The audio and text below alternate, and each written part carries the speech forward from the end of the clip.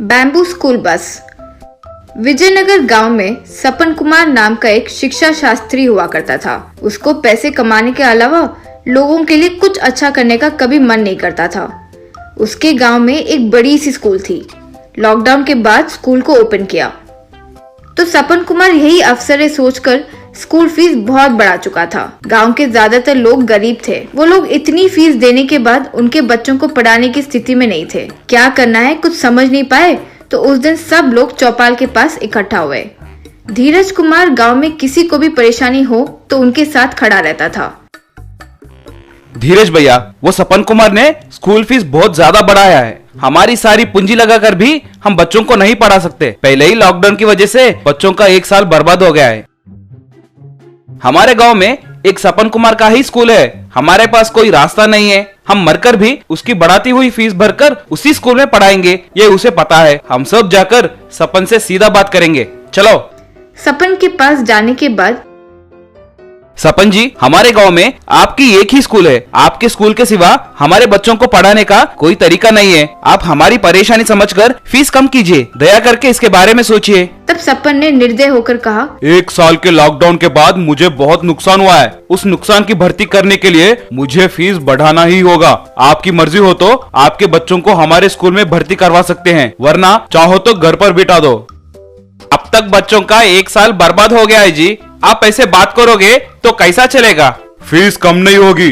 जाओ, जिससे शिकायत करना है करो। जाओ, निकलो। ऐसे चिल्लाया। लाचार होकर सब लौट गए। गांव के लोग, धीरज, सब चौपाल के पास इकट्ठा हुए। अब क्या करेंगे हम? हमारे बच्चे पढ़ लिख सकें ऐसा कोई अवसर नहीं है। दुखी होकर कहे, अपने गांव में एक गवर्नमेंट स्कूल आ गई तो ये समस्या ही नहीं रहेगी ना। कल ही जाकर एजुकेशन ऑफिसर से मिलकर अपने गांव में एक गवर्नमेंट स्कूल बनाने की अर्जी करते हैं। बहुत अच्छी सोच है भैया, हम कल ही सब जाकर ऑफिसर से मिलते हैं।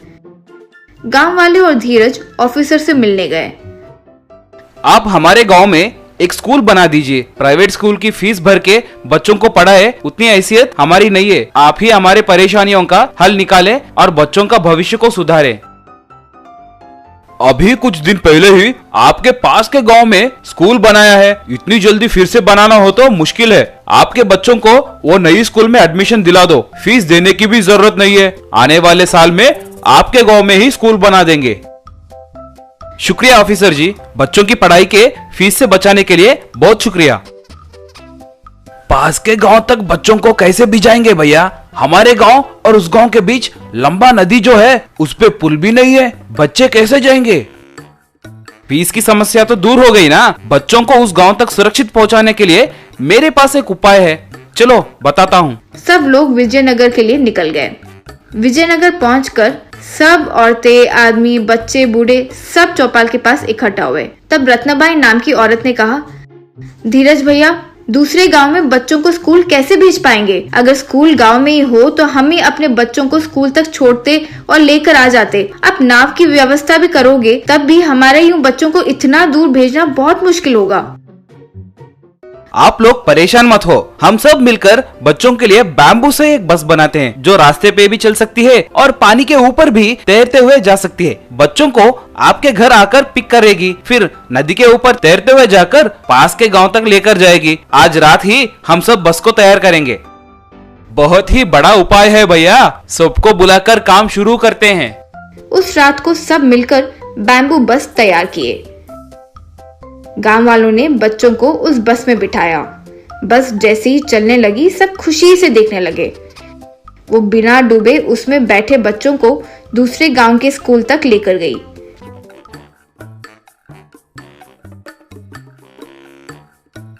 गांव वाले सब आनंद से देखते रहे। तभी वहां एजुकेशन ऑफिसर भी आ गए। धीरज जी, आपकी होशियारी और लगन के लिए गवर्नमेंट ने आपको ग्राम रत्न अवार्ड देने की सोचा है और उस सपन कुमार का स्कूल लाइसेंस भी रद्द कर दिया है।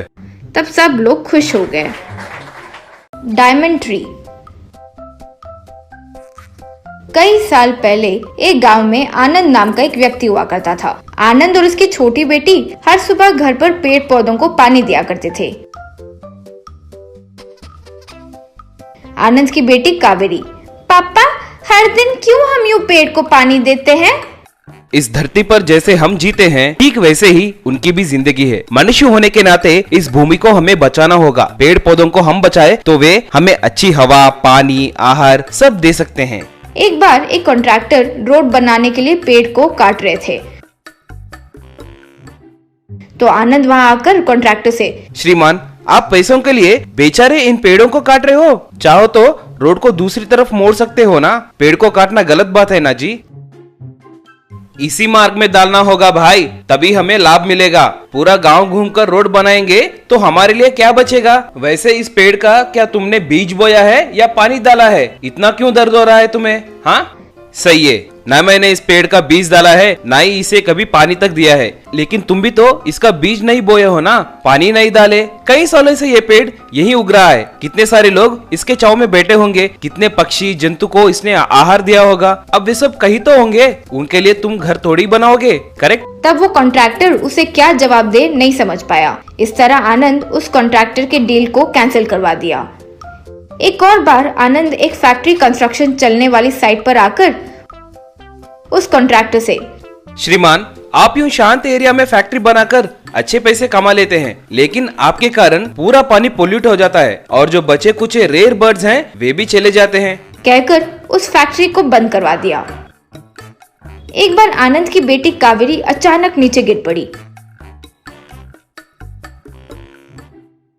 अस्पताल में दिखाने के बाद डॉक्टर ने आनंद से कहा, देखिए मिस्टर आनंद, जल्दी ही 2 लाख रुपए तैयार कीजिए, छोटा सा फ्रैक्चर हुआ है। आनंद इतने पैसे कैसे लाए समझ नहीं पाया और कॉन्ट्रैक्टर के पास गया।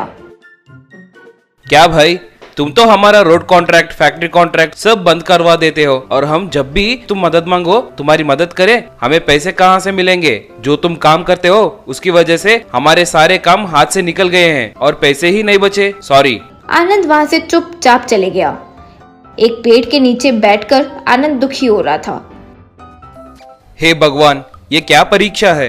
मैंने क्या किया?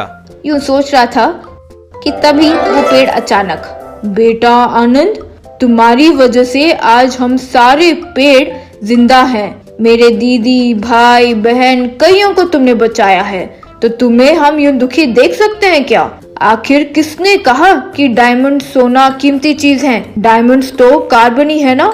वो कार्बन कहाँ से बनता है? हमसे ही तो बनता है ना। तुम लोग जो सांस लेने वाला ऑक्सीजन, गैस, पेट्रोलियम सब हमसे ही तो आता है। तब हमें अच्छे से देखना चाहिए ना। ये लो, अब से तुम्हारे लिए जो जरूरी है वो डायमंड्स दे रही हूँ। ये लो। बस डायमंड्स फिर वो पेड़ पर उग आए। आनंद बहुत खुश होकर पेड़ को नमस्कार करने के बाद जो डायमंड चाहिए वो लेकर अपनी बेटी को बचा लिया। उन डायमंड से मिले पैसों से और कई पेड़ के बीज बोकर पेड़ को बचाए।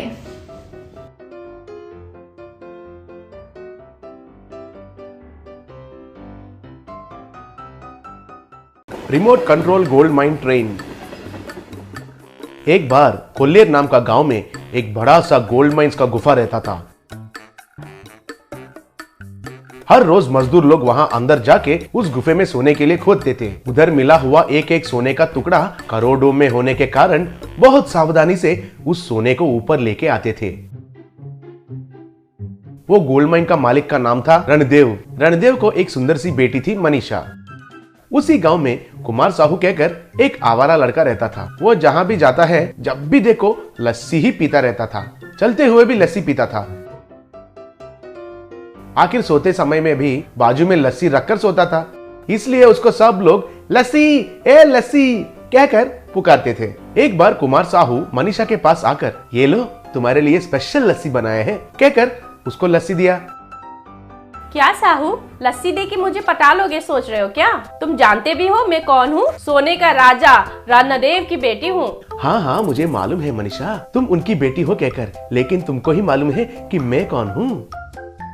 तुम्हारे बारे में मालूम करने को क्या है? सोते समय भी जागते समय भी लस्सी पीने के सिवा आता ही क्या है?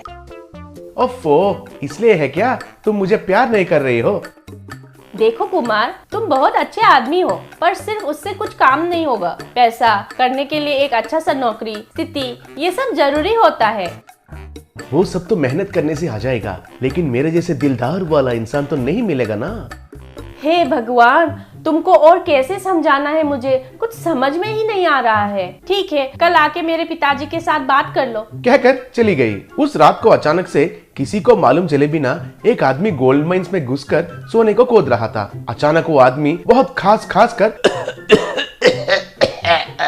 मर गया था। उसको तुरंत हॉस्पिटल में भर्ती कर दिया गया। तब डॉक्टर उसकी जांच करके बोला, देखिए मैं आप लोगों को कब से बोल रहा हूँ कि ये सोने के माइंस से आ रहा धुआं फेफड़ों में जाकर पूरा खराब कर रहा है। अगर ऐसे ही होता रहा तो आप सब लोग भी मर जाएंगे। बाद में पुलिस उस गोल्ड माइन के पास आकर उनको सीज कर दिया। तब ऐसे आया और रणदेव को बोला, देखिए कल की हादसे के वजह से एक जान चला गया है। अगर ऐसे ही होता रहा सब लोग भी मर जाएंगे, ऐसे डॉक्टर ने कहा। इसलिए जल्दी से एक उपाय लेकर आइए, तब तक हम इसको सीज कर रहे हैं। कहकर वहाँ से चला गया। तब रामदेव घर जाके सोचने लगा। उसको कुछ समझ में नहीं आ रहा था कि क्या करना है। तभी कुमार साहू लस्सी पीते हुए उधर आया। कुमार साहू उनको लस्सी देते हुए, अंकल ये लीजिए, आपके लिए लस्सी लेकर आया हूँ, कह कर दिया।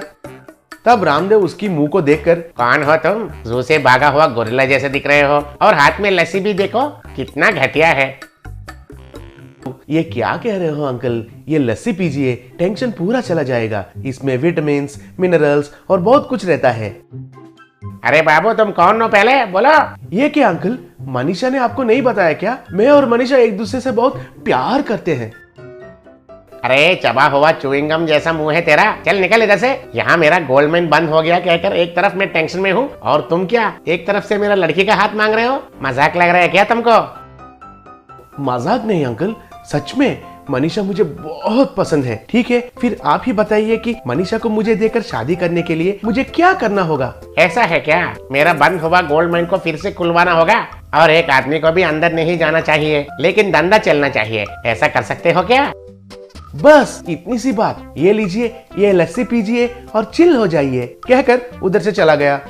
अगले दिन कुमार साहू एक रिमोट कंट्रोल ट्रेन को तैयार करके उस गोल्ड माइन के अंदर भेजा।